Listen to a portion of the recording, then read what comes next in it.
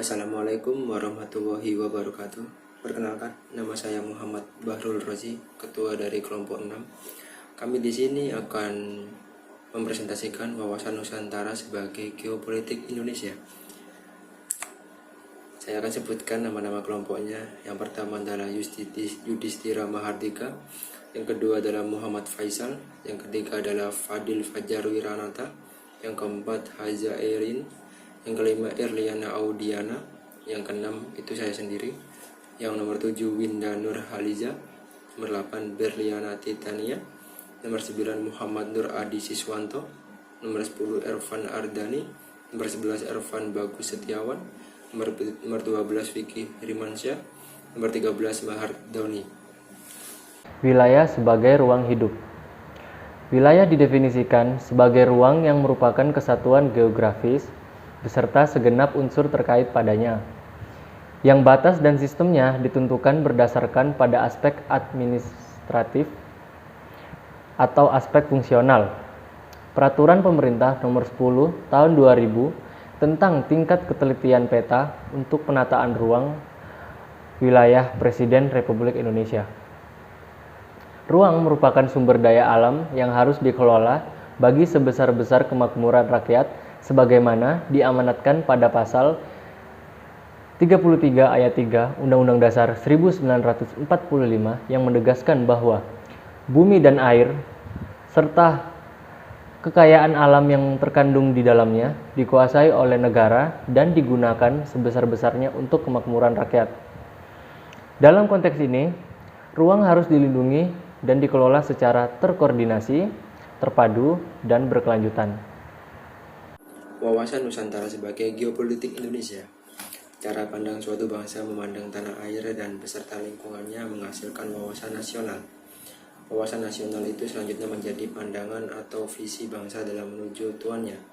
Namun, tidak semua bangsa memiliki wawasan nasional. Inggris adalah salah satu contoh bangsa yang memiliki wawasan nasional yang berbunyi Britannia rules the waters.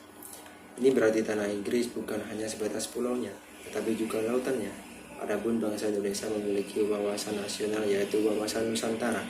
Sebagai wawasan nasional dari bangsa Indonesia, maka wilayah Indonesia yang terdiri dari daratan, laut, dan udara di atasnya dipandang sebagai ruang hidup Lebensraum yang satu atau utuh.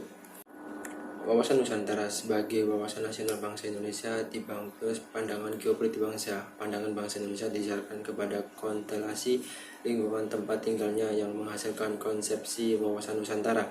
Jadi, wawasan Nusantara merupakan penerapan dari teori geopolitik bangsa Indonesia.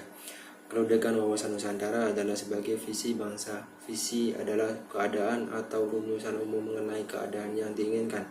Wawasan nasional merupakan visi bangsa yang bersangkutan dalam menuju masa depan. Visi bangsa Indonesia sesuai dengan konsep wawasan Nusantara adalah menjadi bangsa yang satu dengan wilayah yang satu dan utuh pulau. Unsur-unsur dasar dalam wawasan Nusantara. Unsur-unsur dasar dalam wawasan Nusantara merupakan unsur-unsur yang terkandung dalam kehidupan berbangsa dan bernegara. Indonesia adalah sebuah negara kepulauan terbesar di dunia dengan berbagai warisan yang terkandung di dalamnya. Banyak sekali adat budaya serta ciri khas bangsa sehingga menjadikan Indonesia menganut paham multikulturalisme. Berbicara mengenai Indonesia, hal yang tak terlepas darinya adalah mengenai wawasan Nusantara. Wawasan Nusantara merupakan cara pandang bangsa negara Indonesia tentang dirinya, serta lingkungan yang ada di sekitarnya, berlandaskan Pancasila dan ide nasional serta Undang-Undang Dasar 1945. Pertama adalah wadah wawasan Nusantara. Unsur dasar yang satu ini memandang bahwa wilayah lautan lebih penting daripada wilayah daratan, sehingga muncul beberapa konsepsi sebagai negara kepulauan mempunyai banyak pengertian.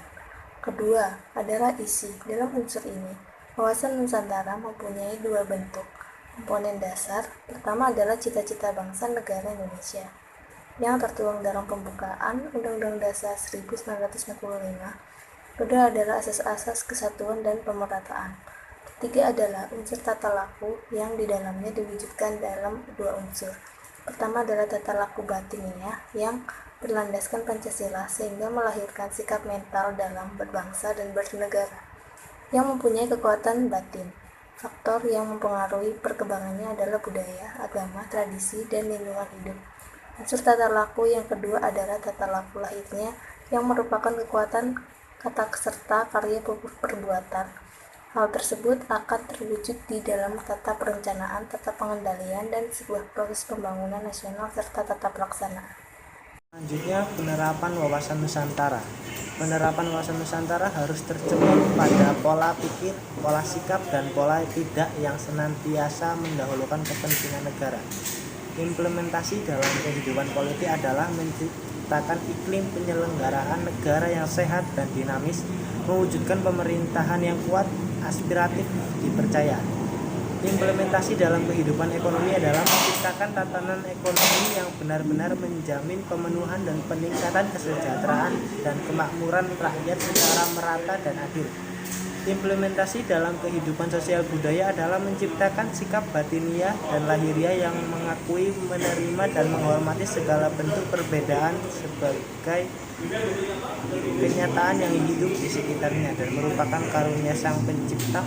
Implementasi dalam kehidupan pertahanan dan keamanan adalah menumbuhkan kesadaran cinta tanah air dan membentuk sikap bela negara pada Penerapan wawasan Nusantara. 1. Bidang wilayah adalah diterimanya konsepsi Nusantara di forum internasional sehingga terjaminlah integritas wilayah teritorial Indonesia. Laut Nusantara yang semula dianggap laut bebas menjadi bagian integral dari wilayah Indonesia. 2. Pertambahan luas wilayah sebagai ruang lingkup tersebut menghasilkan sumber daya alam yang mencakup besar untuk kesejahteraan bangsa Indonesia. 3. Pertambahan luas wilayah tersebut dapat diterima oleh dunia internasional, terutama negara tetangga, yang dinyatakan dengan persetujuan yang dicapai. Yang keempat, penerapan wawasan Nusantara dalam pembangunan negara di berbagai bidang tampak pada berbagai proyek pembangunan sarana dan prasarana ekonomi, komunikasi, dan transportasi. Yang kelima, penerapan di bidang sosial dan budaya terlihat pada kebijakan untuk menjadikan bangsa Indonesia yang Bhinneka Tunggal Ika tetap merasa sebangsa, setanah air, senasib, sepenanggungan dengan asas Pancasila. Yang keenam, penerapan wawasan Nusantara di bidang pertahanan keamanan terlihat pada kesiapsiagaan dan kewaspadaan seluruh rakyat melalui sistem pertahanan dan keamanan rakyat semesta untuk menghadapi berbagai ancaman bangsa dan negara. Analisa kasus. Permasalahan geopolitik di Indonesia dengan latar belakang kepentingan ekonomi adalah maraknya nelayan asing yang menangkap ikan di wilayah perairan Indonesia tanpa izin dan penyelundupan barang ilegal melalui jalur transportasi laut. Bisa kalian lihat sendiri dari gambar yang sudah disediakan oleh kelompok kami, yaitu judul Kapan Ikan Masuk di Natuna. Indonesia protes keras ke Beijing dan kapal Vietnam baru saja ditangkap. Analisis kasus. Yang pertama, dari permasalahan geopolitik tersebut diketahui bahwa dinamika geopolitik Indonesia erat kaitannya dengan kepentingan ekonomi, sehingga perlu diformulasikan strategi untuk menuntaskan permasalahan geopolitik di Indonesia. Strategi tersebut diantaranya adalah perlu dilakukannya reinventarisasi pulau-pulau terluar beserta potensi sumber daya yang terdapat pada masing-masing pulau. Reinventarisasi harus dilanjutkan dengan digitalisasi batas tetap wilayah NKRI serta melengkapi instrumen batas wilayah yang terintegrasi dengan sistem pengawasan wilayah perbatasan. Pemerintah pusat pun wajib membangun koordinasi yang intens dengan pimpinan daerah di wilayah administratif pulau-pulau terluar agar setiap dinamika geopolitik yang berkembang dapat diketahui oleh pemerintah pusat untuk segera ditindaklanjuti.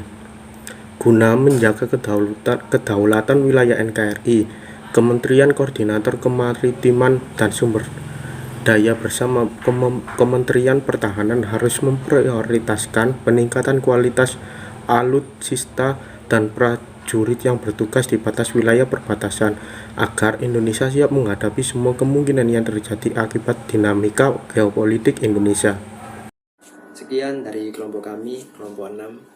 Selebihnya mohon maaf kalau ada salah kata, mohon dimaafkan. Sekian, Assalamualaikum warahmatullahi wabarakatuh.